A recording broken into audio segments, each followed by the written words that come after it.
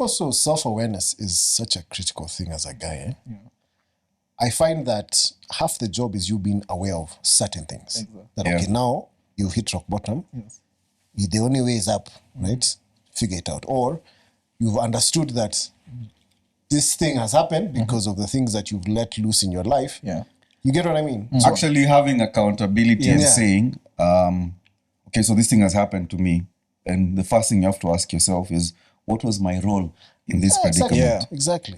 No, because you're constantly evaluating, like both of you said, you're constantly evaluating the situation. Yes. And then you're constantly evaluating your role in that situation, the part you played in it. Because being a man, there's no for Delulu. You can't say, I don't know what's happening. I'm manifesting. You can't be a man. No, these babes, no, me, I don't know where they've... Bro, I keep attracting bad luck. I was telling someone the other day, you'll never see a dude saying manifesting a holiday and then the holiday happens. And then it happens. Us guys don't manifest things. We work for it. If you can't work for your holiday. The only manifesting is algorithms. I'm telling you, if you can't manifest, you'll be seeing the farthest you'll ever see in Kenya is Nakuru.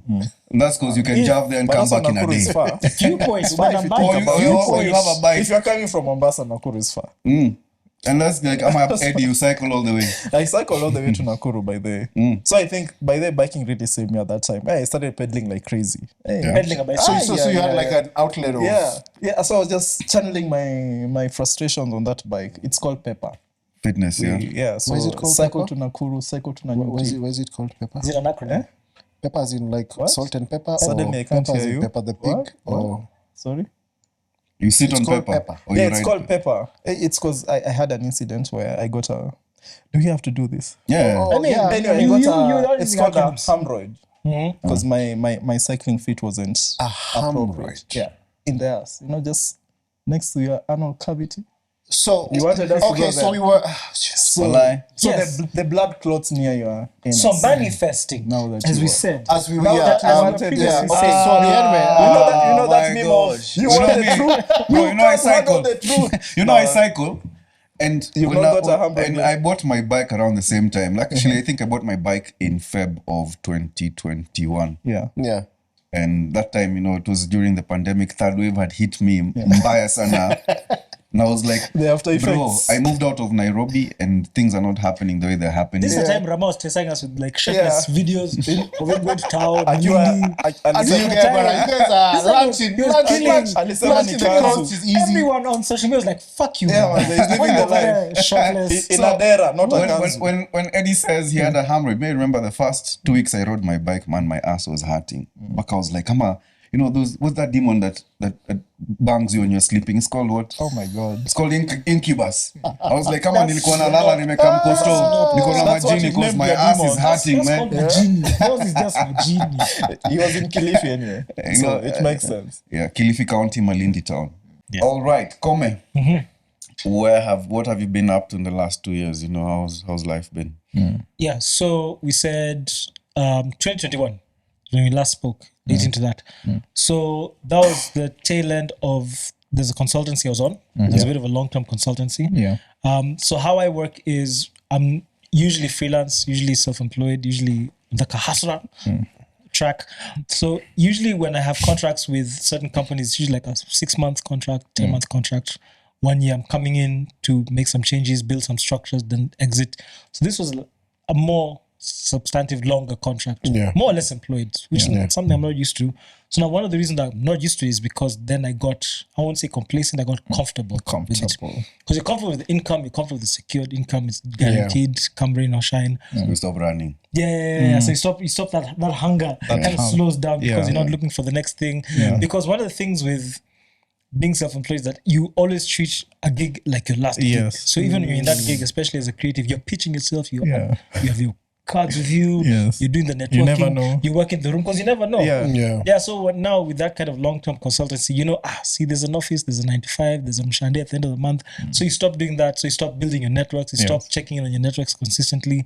So that's why you heard me saying to Eddie that I kind of understand that rut that he got into because I was getting into that when the consultancy ended. Now you're back out in the wild and you're thrown to the wolves. You're like, okay, shit, now I have to fend for myself. You have to now rework the muscles that have atrophied in terms of your game, in terms of that hustle, in terms of literally knowing how to network and stuff. But thankfully, when the pandemic hit, which was 2020, a lot of freelancers were really hit hard. You know, when Nairobi got locked down, people couldn't travel. There's no associating in public, grouping, stuff like that. So the consultancy was there when that happened. So thankfully, I rode out the worst bits of the pandemic. But then now 2021 businesses was just starting to reopen. So business was still slow. In as much as the worst of it had happened, the business was still slow. Yeah. And then adjusting. You're adjusting. New normal. Exactly. And then on top of that, you're back to competing with freelancers who had been shut down and locked down. Because now everyone is hungry and everyone is now, okay. The few biashas that are there, everyone's trying to go out for them. So it was really stressful because yes, I can say that I'm fortunate enough to have had some consistent income that I've saved up. So I have a backup plan in terms of like a safety net. So I can say, if it's 3 months, 6 months that I'm not working, I have this. But still, it's not going to last forever. Yes. And there's that depression of knowing that I have to, if I sit in this house for 2 days in a row and not do anything, shit's just going to fall apart. Yeah. So there's that constant nagging in your head. And that took me to a really bad place because in as much as you may be, it's such a strange place to be in because one, you have that safety net. So the people around you asking you, don't worry, things will be fine, see, we're good. Yeah. But deep down, this net isn't going to last you for so long. There's that. There's the fact that optically, people are looking at you like, but see, you are kind of employed, but see, you're like a big name, but see, you have gigs. And then thirdly, there's the gigs that are coming in slowly. So people are like, but see, you're having something. So people around you don't understand why you're in a crisis. Outside, you're looking good. I wish I had that meme for outside you're looking good, but inside you're screaming. You're crumbling. It's a high-pitched scream because you're like... but that's a good the dog in the burning house. That's a good thing. It's that fear of tomorrow. It's not for me. It's different from Eddie's because Eddie's was the present situation that was having him in that depression. For me, it's the fear of tomorrow that was having me in that depression because I'm like, okay, things may be good now, but I don't know what's going to happen tomorrow. I may be getting a gig now, but next week, guys may be going to another lock. Exactly. You're literally, and then there's that whole fact for I'm rusty in that grind, like Rama is saying, that hunger is gone out of you.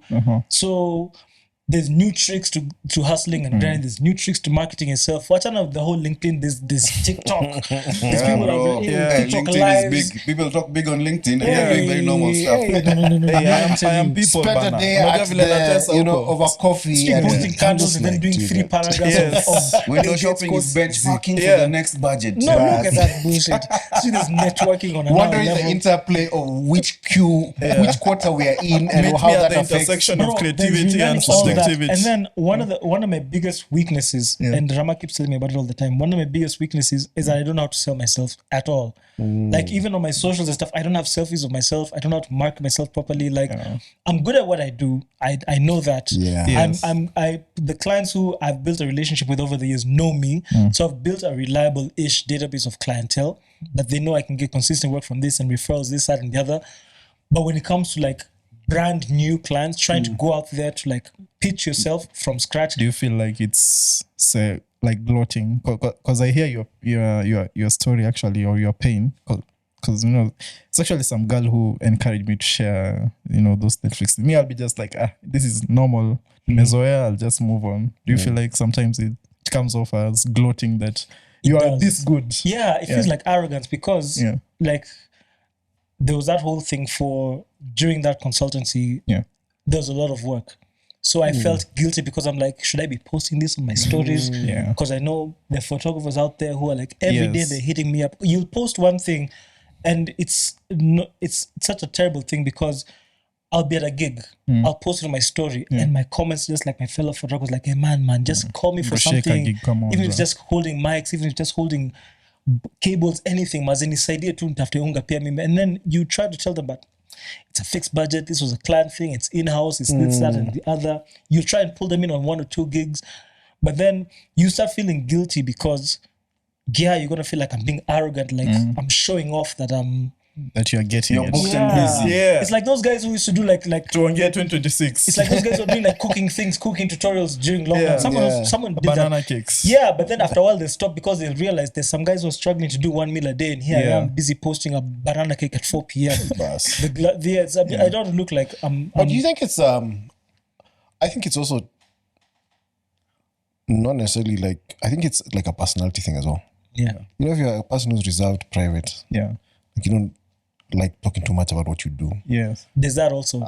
You know, the person who, it's like, I always say, like, think about like a movie that you love. Think about the person who makes it come together. That one event. The producer, you just know You the know what I lead mean? actors. Yeah. The guy who really has not slept, but they're saying it's fantastic. You know, the guy who never really gets the flowers, so to speak.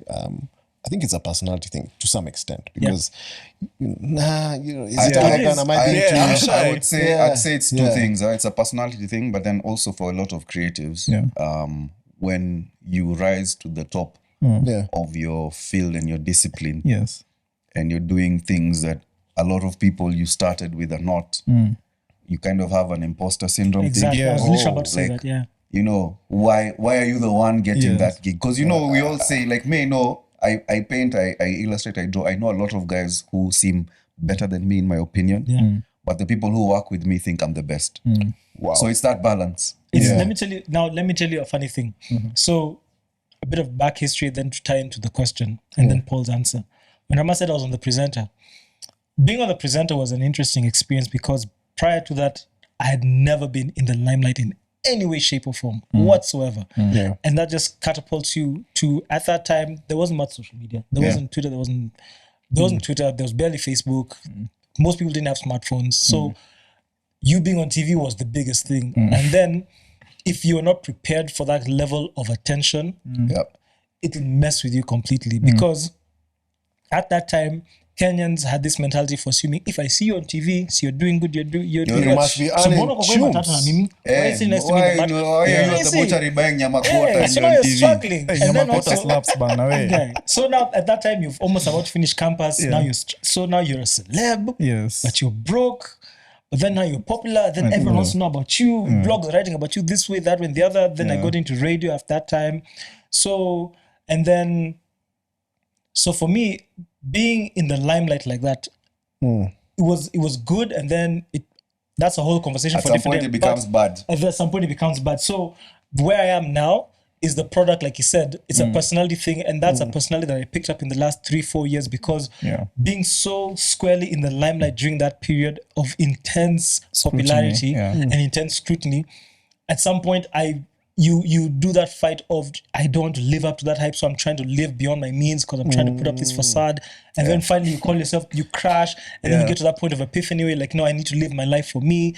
And then the more you get confident in wanting to live your life for yourself, the more you want to pull away from the limelight. Yes. So we get to the point where now the culmination of all that is I don't want to be seen in the limelight. I don't want to be popular Unless at you're all. Rama. Unless you're Rama. Yeah. I may pull out by the Shirtless on a bicycle. Clearly not. Yeah. No, clearly not. It's everywhere. You have not learned your lessons. So for me, that's the point where I'm at, where it's a culmination of that being, it messed with me in a negative way. And now more than ever, I value my privacy. Yes. And because I'm a very, very, very private person, I feel very self-conscious posting certain things. And even anyone who sees my socials, the only time I post is maybe if I'm working or if I'm posting my son. That's it. It's like it's a very key moment in his life. Other than that, I'm not going to be the guys for I'm walking to the Duka and I'm like, Koome's thoughts. Yeah. You know, by the way, Elias, I'm not those guys. I'm not at all. You're hurting your bro, man. I'm not. This fucker always giving What happened to- unsolicited opinions. Every time. Polar opposite. Unpopular opinion. So today, I'm Yeah. just like, So imagine that on top of imposter syndrome, Yes. which is now when you're really good at your game and you're at the top of, for the industry. longest time, even till today, and it's a weird thing.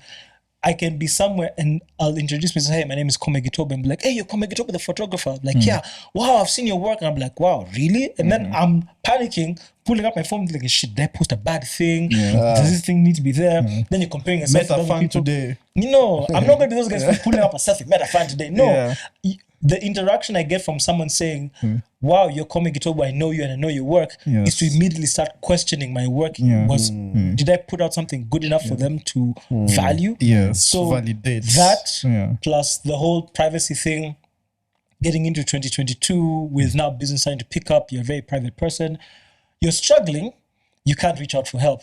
because I want to be a very private person. I have my pride. I don't tell people that I'm struggling or I'm worried about struggling You because don't cry like a mosh on a camera. exactly. And then the worst thing is the few people that you're reaching out to either have it worse than you, or they're going through the same. They're going through the same, or they're people who aren't really, they're trivializing your struggle because in there what's the word I'm looking for? There's levels to this thing because what you may consider as a struggle, fair enough, is not a struggle to someone else. Absolutely, So you may be reaching out to someone and then they look at your problems and thinking, man, your problems are small. Dude, man, just toughen up, man. You're drowning, but to them, they're thinking, man, I mean, you count your blessings. That's the advice you're getting. You're going to someone for help. Help me, I'm drowning. And the guy's telling you, you're busy. You see that meme? For you're drowning and your hand is out like this and the guy is high-fiving you.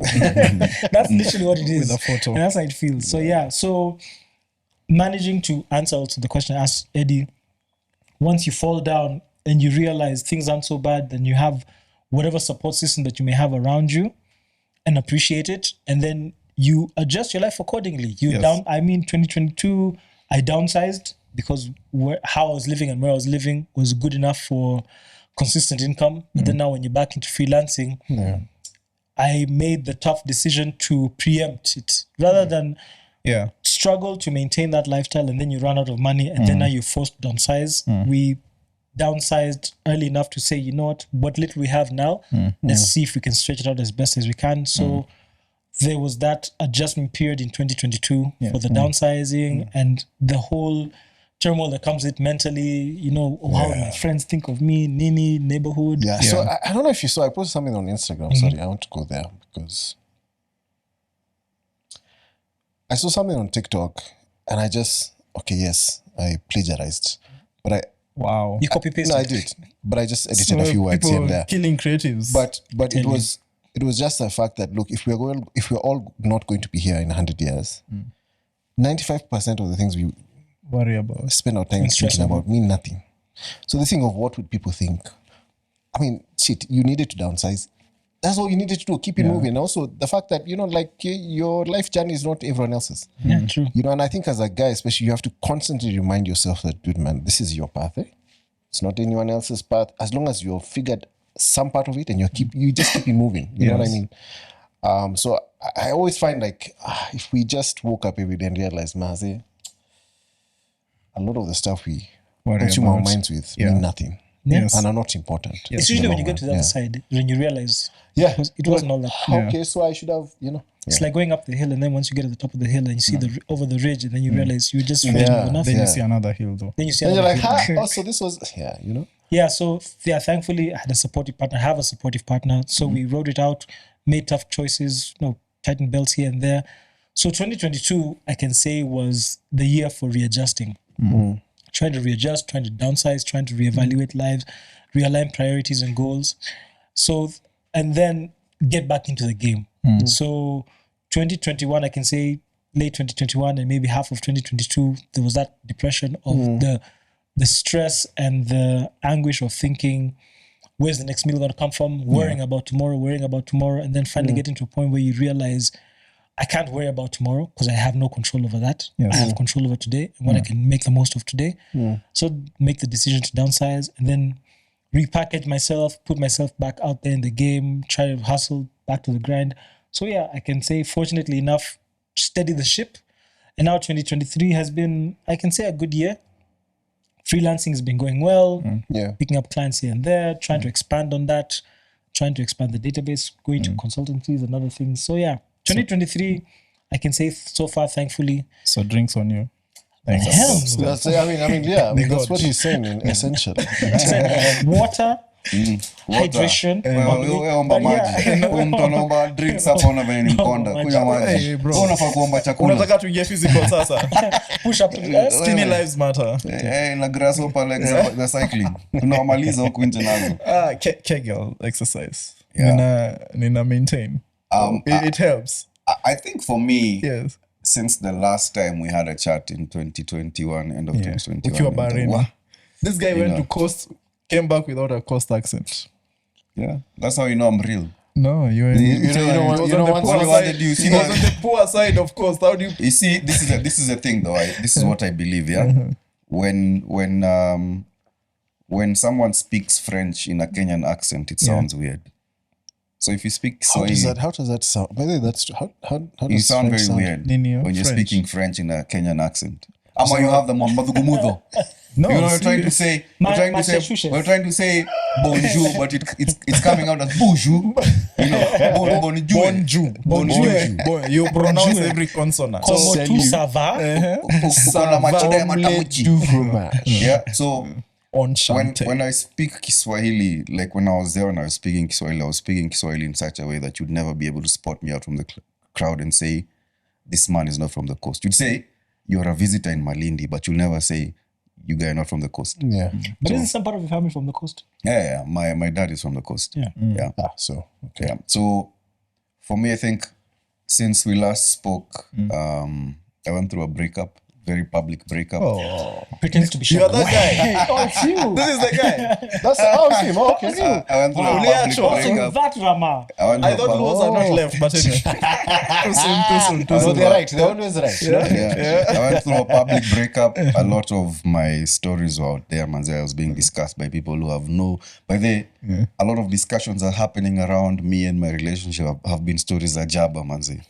And the one time I had an opportunity to speak about it, bro, I was mob justice Uliambia bado ni uongo. in the comment section. Ni uongo. Story Ni ni yao, uongo, si guys. yako. Ni uongo. Yo, wewe mwanaume unadanganya sisi. Guys lie on you that the one time you to speak the truth, I you're don't being trust still being trace lie. from See, your my truth is mama's my truth, soul. right? Yeah. And I always say,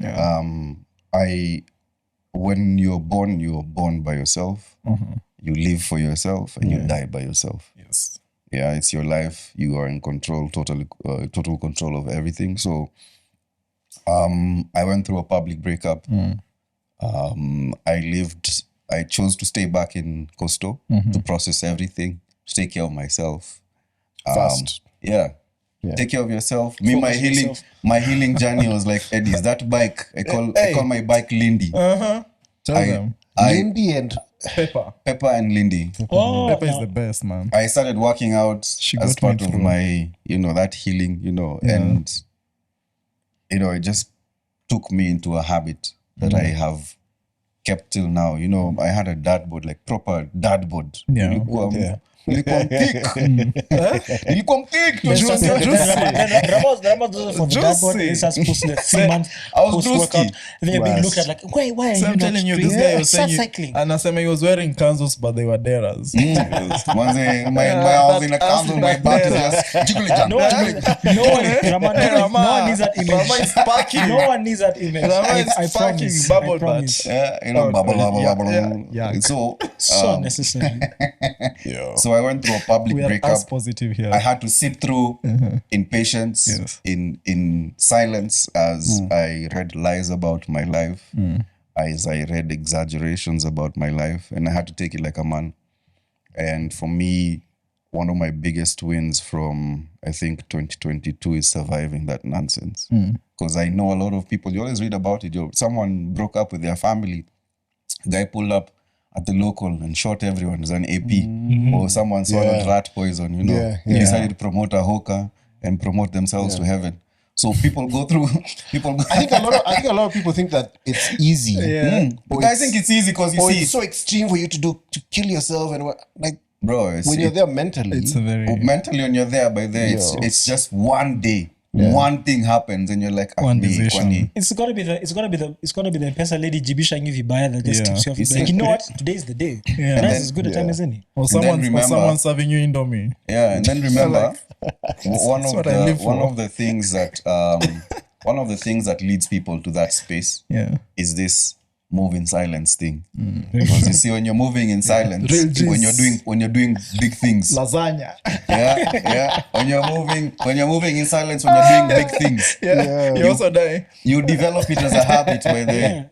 You develop it die as a in habit. silence as So well. when you're dying, Yeah. you're Yeah. dying Yeah. in silence because Like a real G. you've trained yourself to be silent. No, it's a very true thing because if you look at when guys are talking about like suicide rates and statistics and stuff like that, they're the guys who want to go out very publicly, like jumping off a bridge and stuff. And then there's those guys who, even them planning their own death, they feel like they're going to be an inconvenience to their family. Yeah. And there's stories of how guys like put on a suit, they clean up the bed and everything, and they measure their karat and rat, makes a cross with it. Because they want the people who find them to have Some as kind little of work as dignity possible. in death, sort of. Yeah, it's also because they don't want to be a further inconvenience. So you struggling in private and you still want to pass on in private. You don't want to be a nuisance to anyone. Yes, a burden. And so, I went through my breakup very publicly. I had to deal with a lot of people talking about my business. And, and like I said, at some point, you have to ask yourself, what was your role in this thing? And I realized my role was that I invited too many strangers into my personal life, and I brought them on too deep